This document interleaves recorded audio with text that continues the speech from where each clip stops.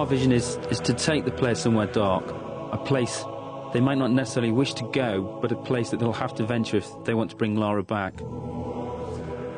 This world is from the imagination, but based in reality. A dark world, a dangerous world, a world that reflects the change in Lara.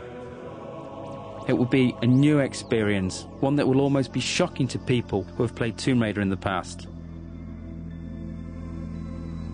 From the catacombs of the Louvre to the alleys of Prague, we searched for the seedier side of life.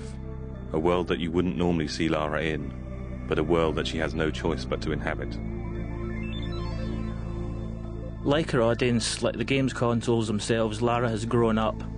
Her experiences in Tomb Raider 4 have forced her to question herself. This game will ask more questions of her. For the first time, Lara will have a moral choice to make. It's no longer a clear-cut case of good versus evil. This is a more complex tale which will ask more complex questions of the player. The player controls how the story develops much more than in previous Tomb Raiders. Basically, when Lara talks to a character, the player can also choose whether Lara is nice, nasty, or dismissive to another character. The player will choose which paths to take, which characters to trust, which lies to believe, and which enemy to face. It's a much more intelligent game for the enemies as well as Lara. The PlayStation 2's got much more power to process enemies doing much more complicated things. The enemies in the game have evolved. They will work together. Notice when another enemy is killed and react accordingly. These enemies will pursue Lara. They will not stop. They have not stopped in 600 years.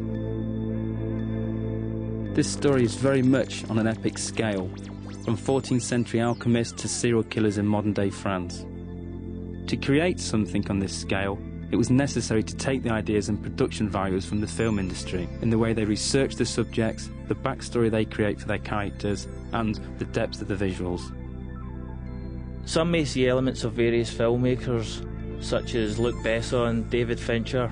Some may see elements of various artists, Grunwald, Bosch. All will see something they haven't seen before.